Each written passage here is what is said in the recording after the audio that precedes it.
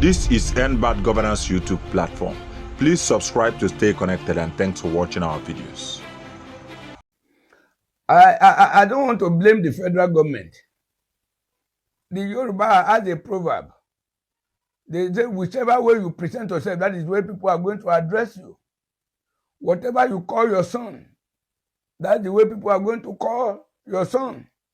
So that is it. I don't think the kind of state of emergency that was declared there, though it's belated now because the governor is coming in. It's belated now and the matter is in court, so I don't want to really dwell much on it. But despite that, it was a it was a serious lawlessness that Mr. President declared state of emergency in Rivers State, whereas Borno State, Plateau State, Benue State, where they are killing in hundreds on a daily basis, state of emergency were not declared. But for political purpose and for political gain, he declared state of emergency in Rivers State, and Rivers people have taken it. So what do you expect anybody to say? People that were reacting. At the end of the day, even the person that they were fighting for came out in the public that nobody should react, nobody should protest for him. At a particular time, the governor himself came out to say, and Rivers people should even go and be appreciative to Mr. President for him to have declared state of emergency. That if state of emergency was not declared at that particular time, that possibly something else would have happened. So how can you be crying more than the bereaved? Everybody knows that. A lot of people may not want to talk. When you are talking about protection, just 2 days ago, almost 66 people were slaughtered again in Borno State. There is still continuous killing in Katsina State. There is still continuous killing in Benue State, in Plateau State, even in Kogi State. They are still killing on a daily basis. People are not sleeping with their 2 eyes closed. There are still killings and kidnapping in Zamfara and every other thing. So everybody knows that today Nigeria is an unsafe territory.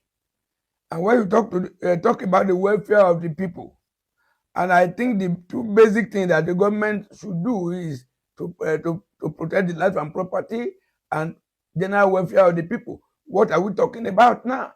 Is there electricity you are seeing that is available? Is it water? We have the Ministry of Water Resources. Where is the water? Every other person has to sink his own borehole. You think about there's no electricity and the fuel is well exorbitant. You can't run generator.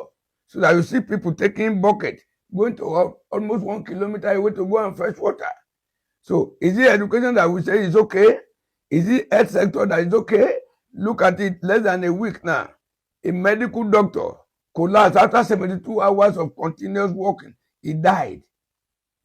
So what are we talking? Why will you allow somebody that's supposed to do shift of about 8 hours to do 72 hours? So which aspect of life? What is affordable now today in Nigeria? Life is becoming unaffordable on its own. So to me, there's nothing like welfare. There's nothing like security presently.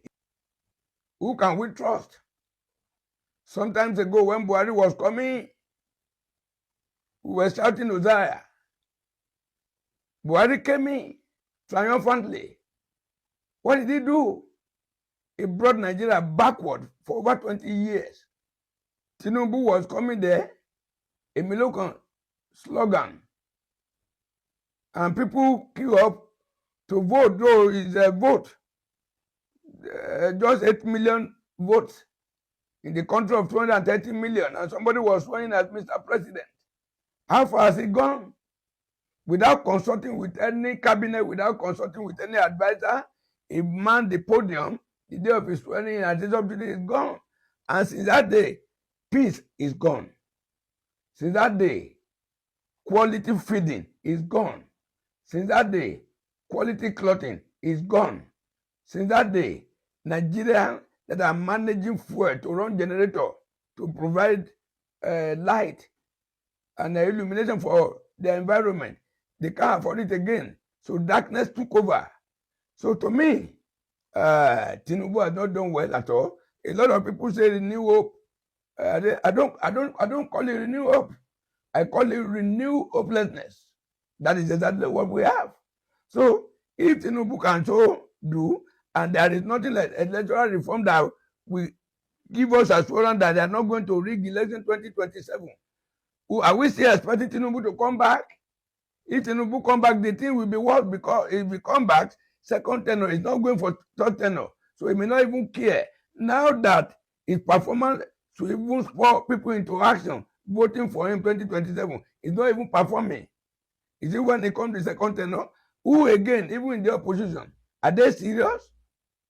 Most of them you see in opposition, I'm not taking them seriously, because most of them are running up and down for him. They are pretending to be in opposition. What type of opposition? We don't have opposition today in Nigeria. So that is to say, we are like running indirect one-party state. And one-party state is what? It's autocracy. And autocracy is what? Autocracy is lawlessness. There is nothing. The INEC, they are not promising you any improvement at all. They will come with one technicality or the other. Is either there is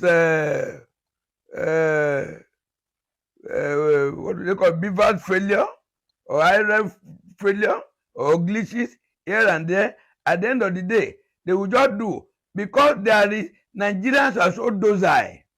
We don't hold people responsible for their wrongdoing. That is it.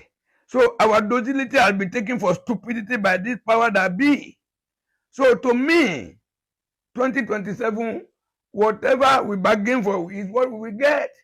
But I am not expecting, except if Nigerians will wake up tomorrow and protest. What is kind of protest? It's not the street protest I'm talking about. Carry your ballot card, voter's card, go to the polling unit, and you make sure whatever is the result from each of those polling units is announced by that same polling unit. And when time will come and these people will manipulate, people should be ready to go to court and witness. By the time a person go to court and request for 20 witnesses, and more than 2,000 people are ready to flood the court to bear witness, the judicial people, they will be very careful. That is it. But our nonchalant attitude towards what happened after the election is what is even allowing the judiciary to play in favor of some other disgruntled and bad leaders. Why am I saying this?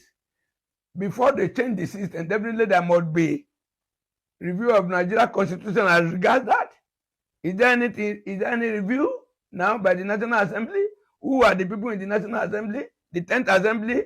They are already behaving like an annex of the presidency? That is it. So to me, I think Mr. President will just look for any loyal guy, even if he's a card member of APC, it doesn't matter. Nigerians are so those that will not talk. They will just look for somebody who paid the piper, will dictate the tune. That is it. So to me, I'm not expecting anything positive from the angle of INEC. If the man there now goes, definitely they are still going to. Mr. President will look for a very loyal guy. And I point again that there's nothing anybody can do in this country. The only thing, we still have some credible Nigerians. We still have some Nigerians that they can stake their life instead of them to be corrupt. We still have some Nigerians today, the own money in the Central Bank of Nigeria cannot buy their conscience. But are those people going to be considered? If you are highly principled in this country today, you are enemy of the wicked people. That is it. So to me, the way the appointment of INEC chairman and commissioners come about, I think that way should be changed. They should amend the constitution throughout that one. So let all members of political party be in a board that are going to nominate and interview somebody before they send such a person to the Federal National Assembly for clearance. So let all the members of political party have a stake. That is it. But for Mr. President to go and look for one of his old loyalist, an ally, or a very garrulous minister or special advisor will go and bring somebody that could be loyal to him. They tell him to swear before Juju if we are going to work against them. And at the end of the day, Mr. President will just announce his name. If that is the way the thing continues, no way. You cannot be doing things the same way and be expecting a different result. If the way the emergence of INEC chairman, if the way they are becoming is the way it is going to come, definitely there is nothing positive that will come out of it. I just want to advise Nigerians to first of all remain law-abiding. But I think our simplicity, our docility, our gentility is becoming too bad. And that is why these people take us for granted. We should rise up once. 2027 is another opportunity for us to rise up, vote for the candidate of our choice, stand on the neck of INEC so that INEC will not be able to. The people in power, all the people in power put their power together is not up to the power of the people. So, but if we have our power as a people and we don't want to utilize our power, INEC will just mess you up. At the end of the day, judiciary, you will vote, the whole state will vote 3 members of House of the tribunal will come and dictate who wins the election. So Nigerians should wake up in the positive. We don't need to take laws into our hands, but we can vent our anger through protest.